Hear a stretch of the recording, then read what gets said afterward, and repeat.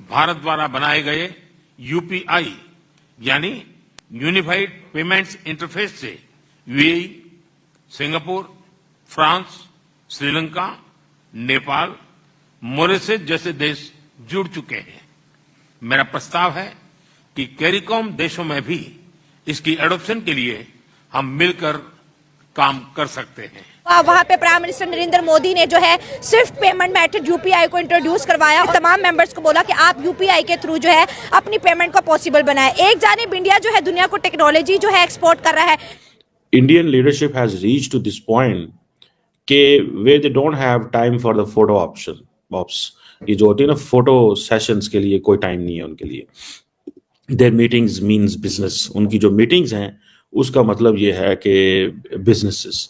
First of all तो मैं ये कहूँगी इंडिया को अगर देखा जाए ना तो वो काफ़ी हद तक काफ़ी चीज़ों में हमसे काफ़ी आगे निकलता जा रहा है। तो इसको बहुत अच्छे तरीके से देख रही हूँ कि ये बहुत अच्छा काम है। हमें हमारे मुल्क को भी चाहिए कि कुछ अच्छा बेहतरीन करना चाहिए। तो जो मेरी आंखें देख रही हैं, जो मेरी सेंस समझ रही है, वो तो यही है कि हिंदुस्तान ने एक कमाल का अपना रास्ता निकाला है जिसमें उनकी फॉरेन पॉलिसी इंडिपेंडेंट है। उनकी सारी हुकूमत आए बदले जो भी हो, लेकिन नेशनल इंटरेस्ट को वो रख के। तो वहां पे आपको पता है कि इंडिया कैरिकॉम समिट जो है वो उन्होंने की है। अब आप इमेजिन करें यार, द पाकिस्तानी फॉरेन मिनिस्टर और the prime minister can never think of what kind of thing is this, कि ये जो कैरिबियन कम्युनिटी है, इंडियन गवर्नमेंट उनके साथ, जिसे वो कहते हैं ना, कितना करीब हो चुकी हुई है।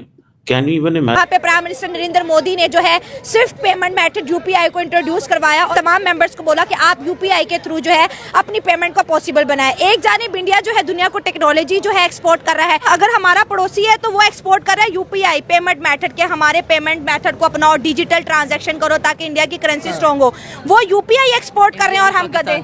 तो जो जितने जोगे होता है वो उतना ही करता है ना। अब हमारी जिस कैटेगरी की अब देख लें, हमारी गवर्नमेंट्स हैं, हमारा बाकी इदारे हैं, जिस तरह काम कर रहे हैं, तो कोई काम भी अपने मेन तरीके से नहीं चल रहा। तो वो डेवलपमेंट कर रहे हैं टेक्नोलॉजी पे इस तरह, और हम लोग गधे जोगे हैं तो बस इसी जोगे रह जाना हमने। मतलब हम गधे बेचने वाले ही रह गए। बिल्कुल सही हमारा स्टैंडर्ड ये गिर गया ना इस पे। चले तो फिर गधे यहाँ पे प्रोड्यूस कहते हैं ना बहुत ज्यादा किए जा रहे हैं। मतलब 2023 का सर्वे हुआ है। आप हंस रहे हैं, मैं सच कह रही हूँ। पाकिस्तान में जो है गधे बहुत ज्यादा तेजी से पैदा हो रहे हैं। 53 लाख गधे इस वक्त पाकिस्तान में हैं। क्यों पैदा हुए भाई? वो देख लो ना, जैसा मुर्गियां फार्म करते हैं इस तरह गधे करने शुरू कर दिए इन्होंने।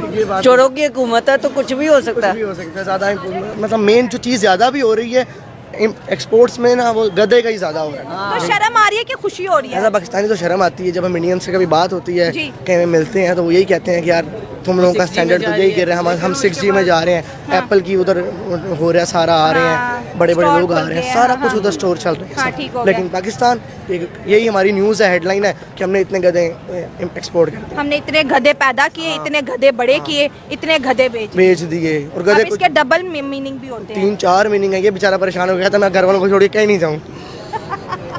तो आने वाले, मैं कह रहा हूँ, जिस तरह 15 से 20 साल तक ना, ये देखिएगा जब मोदी के अपोनेंट को खड़ा होगा ना तो इंडिया वाले सड़कों पे निकल आएंगे भाई कि मोदी ने हमारे मुल्क के इधर से इधर ले आया। अब जितना तक इसकी ज़िंदगी है ना, यही हमारी मुल्क के ऊपर ये गवर्नमेंट करेगा। 15 साल तक रूल करना भी बड़ी बात होती है, बहुत बड़ी बात। और 15 साल में उनकी जो तरक्की देखे ना, एक मुल्क को इधर से लेके 1 अरब प्लस, अब तो 1.5 अरब बन गई है आबादी।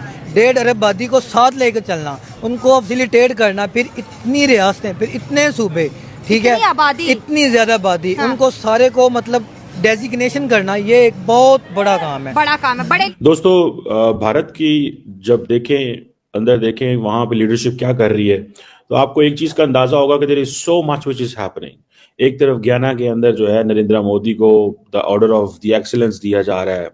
दूसरी तरफ आप देखें राजनाथ सिंह जो है वो चाइनीज लीडरशिप के साथ अपने बैठ के मसले हल कर रहे हैं, वियतनाम की लीडरशिप के साथ बैठ के अपने मसले हल कर रहे हैं। मतलब देखें, they are doing so much, the plate is already full. आप मेरा ख्याल है कि Indian leadership has reached to this point के वे they don't have time for the photo ops. ये जो होती है ना फोटो सेशंस के लिए कोई टाइम नहीं है उनके लिए। There meetings means business. उनकी जो मीटिंग्स हैं उसका मतलब ये है कि businesses. And they don't like के जैसे हमारे हैं ना साढ़े पहलवान, ठीक है, हम तो चाहते हैं ना कि बस आए, कोई तस्वीरें हो जाएं थोड़ी सी, हम ज़रा मीडिया पे चल जाएं और थोड़ा सा ये हो जाए कि रौला शौला मच जाए, ठीक है जी, इस तरह की कुछ चीज़ें वो चाहते हैं। लेकिन आप इंडियन लीडरशिप की सिर्फ मसरूफियत चेक कर लें, आपको वहीं से पता लगेगा। आसियान डिफेंस मिनिस्टर में बैठे हुए हैं, राजनाथ सिंह बैठे हुए हैं, चाइनीज़ लीडरशिप से वो बात कर रहे हैं।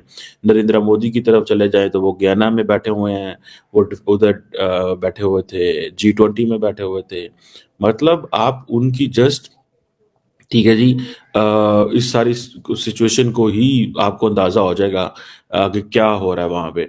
उधर थे, क्या नाम है उसका, अफ्रीका के अंदर, ये जो भी गयाना के अंदर, तो वहां पे आपको पता है कि इंडिया कैरिकॉम समिट जो है वो उन्होंने की है।